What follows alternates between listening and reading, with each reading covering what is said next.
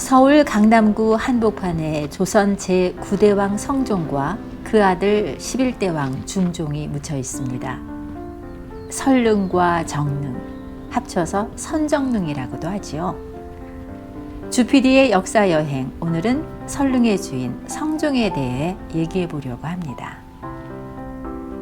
성종 임금은 덕이 많고 학문도 깊어서 세종 다음 성군으로 알려져 있죠. 실제로 25년간 나라를 다스리는 동안 큰 변란이 없었고 경국대전과 같은 중요한 규범을 완성해 문체의 틀을 다졌습니다. 그런데 여성의 시각에서 보면은 이렇게 무자비한 왕도 있을까 하는 생각도 듭니다. 먼저 성종 시대에 일어났던 어우동 사건을 살펴보겠습니다. 어우동을 기생으로 잘못 알고 있는 사람들이 많은데요.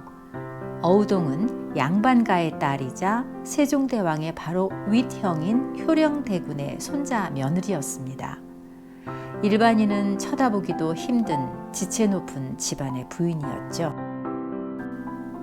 그런데 왕족인 남편 태강수 이동에 의해 누명이 씌어져 소박을 맞으면서 조선의 최대 성 스캔들이 일어났습니다.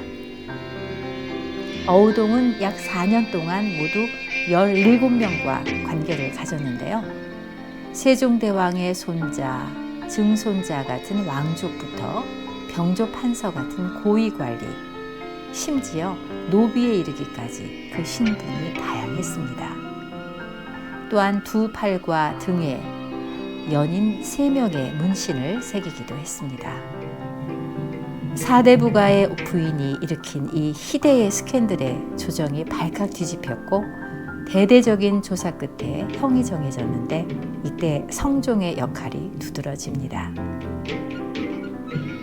신하들은 법에 정해진 대로 장 100대에 처해야 한다고 주장했습니다. 당시에는 곤장을 맞는 대신 돈으로 내는 관행이 보편적이었기 때문에 그리 중한 벌은 아니었습니다. 그런데 성종은 엄히 처벌해야 한다며 사형을 강하게 주장했고 결국 자신의 뜻을 관철시켰습니다. 어우동은 사형이 언도된 그날 바로 형이 집행돼서 세상을 떠났습니다. 하지만 연루된 남자들은 무혐의 처분을 받거나 곤장 대신 돈으로 가름하거나 수개월의 유배 끝에 복직됐습니다. 여자에겐 법에도 없는 엄한 벌을 내리고 남자들에게는 솜방망이 처벌을 한 것이죠. 법에 의한 통치 규범인 경국대전을 완성한 왕이었지만 어우동 사건 처리에서는 극단적인 유교적 여성관을 그대로 보여줬습니다. 성종은 또한 두고두고 여성들에게 족쇄가 될 만한 법을 제정했습니다. 바로 과부의 재혼을 금지한 과부 재가금지법인데요. 과부가 재혼하면 자식들의 관직 진출을 원천 봉쇄한다는 내용입니다. 물론 그 전까지 과부의 재혼에는 제약이 없었습니다. 이 법이 재혼한 과부를 직접 처벌하는 건 아니었지만 자식의 출세기를 막을 어머니는 세상 어디에도 없겠죠. 그래서 실제로 큰 효과를 냈습니다. 처음에는 자식의 관직 진출 가능성이 있는 양반가 여성들에게 효력을 발휘했지만 시간이 갈수록 재혼 자체를 비윤리적인 것으로 여기는 분위기가 형성됐습니다. 이러다 보니 임진왜란이나 병자호란 같은 변란에서 남편을 잃고 과부가 된 여성들도 재혼을 하지 못했습니다. 첩이 되는 것도 불가능했습니다. 결국 과부들은 이유를 막론하고 사회적 냉대와 생존의 벼랑 끝에 몰리게 됐습니다. 이 과부 재가금지법은 성종이 주도적으로 만들었습니다. 여자가 두 남편을 섬길 수 없다는 신념을 갖고 있었던 듯합니다. 당시의 기록을 보면은 다수의 신하들이 이 법에 반대했다고 합니다. 하지만 성종은 극소수의 의견을 채택해서 이 법을 밀어붙였습니다.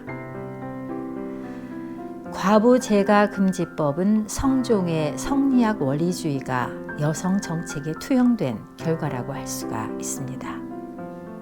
그렇다면 이 법은 언제 사라졌을까요?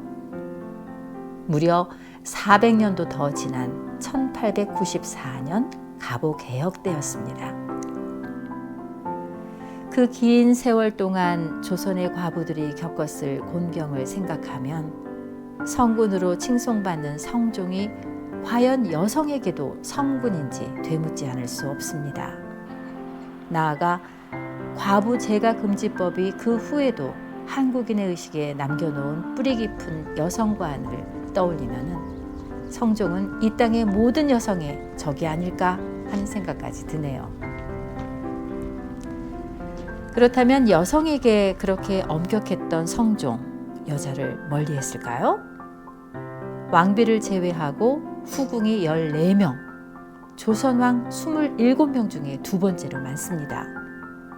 성종은 13세에 보위에 올라 38세에 사망했습니다. 지금까지 주피디의 역사 여행이었습니다. 고맙습니다.